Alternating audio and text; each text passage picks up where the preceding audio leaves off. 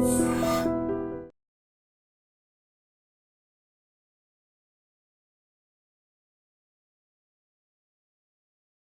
Gold trusted gold buyers మీరు తాకట్టు పెట్టిన బంగారాన్ని విడిపించి ఈ రోజు ఉన్న మార్కెట్ ధరకు కొనబడను. మిలిటరీ ఆర్మీలో ఇంటరాక్ట్ ఉండదు. ఇక్కడ రోజు ఉదయం లెక్షన్ దగ్గర రాత్రి పడుకునే వరకు రోజు ఇంటరాక్ట్ అవుతారు. ఆ ఓపిక ఎక్కడి నుంచి వస్తుందండి? బాబు దూ అంటాం. ఫస్ట్ ఆఫ్ ఆల్ మా సిపి గారు అండి, మాకు సిపి గారు మాకు అంటే మేము డైరెక్ట్గా సిపి గారితో మేము ఇంటరాక్షన్ అవ్వం, కానీ సిపి గారి తర్వాత మాకు ఏవిఎల్ ప్రసన్న కుమార్ గారు ఏడీసీపీ గారు, సిపి గారు ఏదైతే ఏడీసీపీ గారు చెప్తారో అవన్నీ మాకు సిపి గారు చెప్తూ ఉంటారు. ఇలా ఉండాలి, పబ్లిక్తో ఇలా ఉండాలి, ఇలా చేయాలి అని చెప్పేసి అవన్నీ సేమ్ మేము ఏదైతే సార్ చెప్పి అవన్నీ కూడా మేము కూడా మా స్వతహాగా అవును వీళ్ళు ఉగ్రవాదులు కాదు లేదా టెర్రరిస్టులు కాదండి, జస్ట్ హెల్మెట్ పెట్టుకోలేదు అంతే. వాళ్ళతో ఎందుకు మనం అంత రూట్గా ఉపయోగించాలన్న ఉద్దేశంతో మా సిఏ గారు, ఈ సిఏ గారు అయితే ప్రతిరోజు మాకు చెప్తారు, బాబు వాళ్ళ మావోయిస్టులు ఏం కాదు, వాళ్ళు మీరు వాళ్ళని ఎంటబడేసి యారా ఓరే అనేసి తిట్టడం అటువంటివి చేశారంటే మాత్రం సహించేది లేదని చెప్తారు మాకు. అంటే సీరియస్గానే వార్నింగ్ ఇస్తారు, ఎవరిని పబ్లిక్ని మాత్రం యారా ఓరే అనద్దు. పెద్దోళ్ళు అయితే మీతో ఏమండి అనండి, ఒకవేళ కానీ మీది ఈక్వల్ అంటే పేరు పెట్టి వెళ్ళండి, చిన్నోళ్ళు అయితే చిన్న అని పిల్లండి, ఏం పర్వాలేదు. వాళ్ళకి మనం ఏమండి అన్నంత మాత్రాన్ని మనం ఏం తగ్గిపోం. కానీ కొంతమంది ఆపిన తర్వాత ఆపకపోతే మీ వాళ్ళు కొంతమంది పరిగెడుతుంటారు. ఎందుకంటే అంత అవసరమా? ఆ ప్రాసెస్లో వాళ్ళ ఇల్లు ఎవరికైనా తగిలింది అనుకోండి, ఆయన అయితే మళ్ళీ మీకే కదా నష్టం. అవును, తప్పకుండా అండి, మేము చెప్తూ ఉంటాం. ఒకవేళ కనుక ఆపకపోతే కనుక మనకి సీసీ కెమెరాలు ఉన్నాయి. ఆల్రెడీ మా సిపి రాజశేఖర్ బాబు గారు ఐపీఎస్ గారు సీసీ కెమెరాల ద్వారా కూడా ఎవరైతే హెల్మెట్ పెట్టుకోలేదో వాళ్ళకి క్యాప్చర్ చేసి వాటి ద్వారా కూడా వేయిస్తున్నాం. అందుకనే మేము కొంతమంది రూడ్గా లేకపోతే రఫ్ డ్రైవింగ్ చేసినా ర్యాష్ డ్రైవింగ్ చేసినా కానీ కొన్ని చోట్ల వదిలేస్తున్నాను. ఎవరికో ఎందుకంటే నాకే తగిలింది ఒకసారి. నేను అంటే ఎదురుగా వెళ్ళిపోతున్నాడు అతను, ఆ రోడ్లో వెళ్తున్నాడు, నేను ఈ రోడ్లో వెహికల్ చెకింగ్ చేస్తుంటే అవతల ఆపేడించి ఇతలు వచ్చింది, నేను ఆపుదామని చెప్పి చేయి పెట్టా, ఇక్కడ చేయికి తగిలింది, ఈ డిస్లోకేట్ అయిపోయింది నాకు. డిస్లోకేట్ అయితే కనీసం 12 రోజులు నేను మెడికల్ లీవ్ తీసుకోవాల్సి వచ్చింది. ఓకే సార్, మీరు చేసిన 1 year సర్వీస్లో ఎక్కువ వీడియోస్ కనిపిస్తుంటాయి, డ్రంక్ అండ్ డ్రైవ్లోనే ఎక్కువ కనిపిస్తాయి, తర్వాత సైలెన్సర్తో కనిపిస్తుంటాయి. ఈ మొత్తం 1 yearలో బాగా గుర్తుండిపోయిన సంగతి చెప్పండి, 1 by 1 MOలో బాగా గుర్తుండిపోయే సంఘటన అంటే ఒకసారి ఒక ఫ్యామిలీని ఆపారండి. నేను ఫ్యామిలీని ఆపడం అంటే ఒక కారు వెళ్తుంటే ఆపుదామని ట్రై చేస్తే అతను చాలా ర్యాష్గా మా హోంగార్డ్ మించి వెళ్ళిపోయాడు. ఆయన వెళ్ళిపోతే తర్వాత జంక్షన్లో చెప్పి ఆఫ్ చేయించిన తర్వాత వాళ్ళ అమ్మగారు ఉన్నారు, 2 పిల్లలు ఉన్నారు, వాళ్ళ వైఫ్ ఉన్నారు, దాంట్లో దింపిన తర్వాత మీరు మందు తాగారని అడిగాం. ఆయన అసలు మీరు తాగలేదు అంటున్నారు. తాగకపోతే సరే అండి అది వదలని చెప్పాం. వద్దని చెప్తే ఇద్దరు వాళ్ళ అమ్మగారు బయటకు వచ్చి అసలు మా అబ్బాయి అసలు అటువంటి ఏమి చేయడు, మీరు ఎందుకు మమ్మల్ని ఇలా ఇచ్చేస్తున్నారు, పిల్లలతో ఉన్నాం మేము అన్నారు. అది కదమ్మా, జస్ట్ ఈయన ర్యాష్ డ్రైవింగ్ చేసుకొచ్చాడు అక్కడి నుంచి, ఊదీసి వెళ్ళిపోతారంటే లేదు ఆవిడ బయటకు వచ్చారు, అసలు సమస్య లేదు, మేము చాలా గౌరవమైన కుటుంబం, మమ్మల్ని రోడ్డు మీద నిలబెట్టేస్తారా, లేడీస్ని కూడా ఇలా చేసేస్తారని. లేదమ్మా ఊదవలసిందే, ఊదిన తర్వాత వెళ్ళిపోండి, ఒకవేళ కనుక రాకపోతే మీకు సారీ చెప్పి పంపిస్తానని చెప్పాను. అతను కూడా చాలాసేపు వదలేదు, మేము కూడా ఒప్పుకోలేదు. తర్వాత లాండ్ ఆర్డర్లు ఇంతలో బ్లూ కోట్ మాకు ఇలా ఊదే పొజిషన్లో లేరు, ఇలా మాతో ఆర్గ్యుమెంట్ చేస్తున్నారు, లాండ్ ఆర్డర్ పిలిచారు.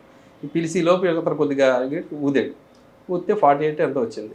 తర్వాత ఆవిడని అడిగాను, నా పెద్దవాడిని, ఎవరైతే తల్లి ఉన్నారు కదా, తల్లి అండి, ఏంటమ్మా అంటే నాకు నిజంగా తెలియదయ్యా, ఏం చేయమంటారు ఇప్పుడు, మరి ఎలా వెళ్ళమంటారు మమ్మల్ని, మీకు నేనే ఒక ఆటో బుక్ చేస్తాను, ఆటో బుక్ చేసుకెళ్ళాలంటే మళ్ళీ వాళ్ళే వదిలేండి, మేము ఆటోలో బుక్ చేసుకుని వెళ్తామని చేసి బుక్. అది కొద్దిగా నాకు ఎందుకంటే ఫ్యామిలీతో ఉన్నారు, అయినా సరే మనం ఊదించాము. మీరు అన్నట్టుగా ఇందాక అలా పరిగెట్టుకు వెళ్ళకుండా వదిలేస్తే బాగుండేదో అనిపించింది. కానీ అతను మా ఓడి మించి ర్యాష్గా వెళ్ళడం వల్ల పట్టుకోవాల్సి వచ్చింది ఆ రోజు. సార్ ఇంకొక వీడియో చూసాం, మీది పుట్టినరోజునే వస్తాడు,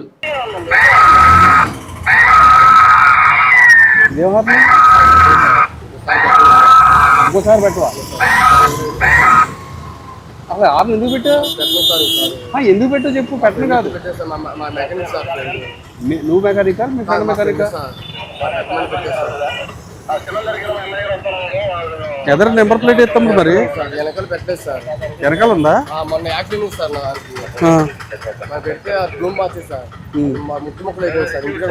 మంది దాకా అంతలాగా అక్కడ ఉంటే ఇక్కడ వస్తుంది వాసన. పుట్టినరోజు సార్ నాది. పుట్టినరోజు? అవును సార్, కావాలండి ఇదిగోండి సార్, కావాలండి సూపర్ సార్, నా పుట్టినరోజు సార్. నేను ఇన్స్టాగా అమ్మా పుట్టినరోజు సార్ ప్రామిస్ సార్, అందుకే తాగే సార్. పుట్టినరోజు అయితే తాగేస్తావా? తాగండి సార్ ప్లీజ్ సార్. బాబు నీ దగ్గర చాలా స్మెల్ వస్తుంది. బండి ఎన్ని సంవత్సరాలు అయింది కొనేది? సార్ నేను 9 సంవత్సరాలు అయింది సార్. 9 సంవత్సరాలు అయింది. 9 నెలలు సార్. 9 నెలలు. అవును సార్. తాగకూడదు కదమ్మా ఇలాగా. సరే సార్ ప్లీజ్ సార్. ఏంటి సరే సరే సార్. మళ్ళీ హార్న్లో సైరన్ లేజ్కి వెళ్తున్నా. సరే ఈ ట్యాబ్ తీయద్దు సార్, ఒకసారి వదిలేండి సార్ ప్లీజ్. నువ్వు ఏ పొజిషన్లో ఉన్నా సరే డ్రంక్ అండ్ డ్రైవ్ అయితే వదలకూడదు. నీ కళ్ళు చూసే అర్థమైపోయింది నువ్వు తాగున్నావు. బర్త్డే అయితే ఇది తయారవడం ఏంటి మరి సరిగ్గా? కేక్ కటింగ్ అయిందా?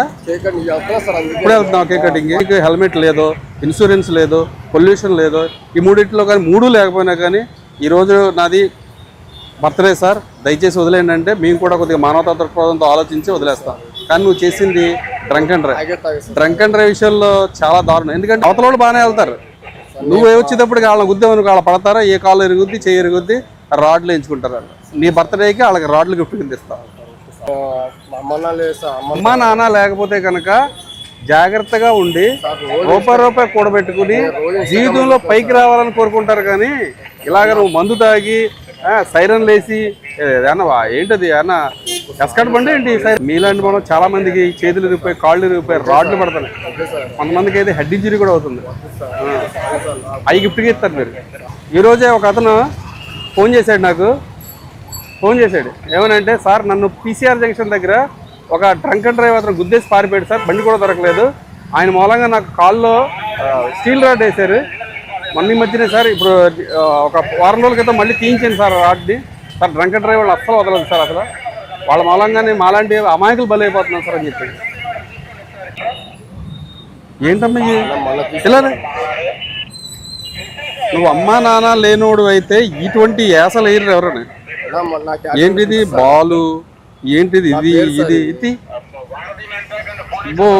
అబ్బా ఇదిగో